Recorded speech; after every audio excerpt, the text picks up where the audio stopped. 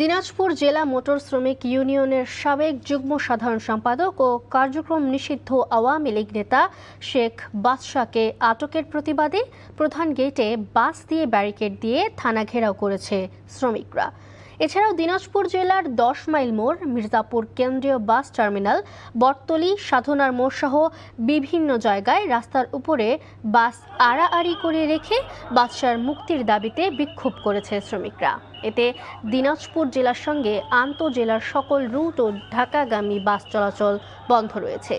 বাদশার বিরুদ্ধে রাজনৈতিক একাধিক মামলা থাকায় গতরাতে তাকে আটক করে গোয়েন্দা পুলিশ। আটকের প্রতিবাদে সকালে কোতোয়ালি থানা গেটের সামনে সংঘর্ষ হয়। এতে কমপক্ষে 5 জন শ্রমিক আহত হয়।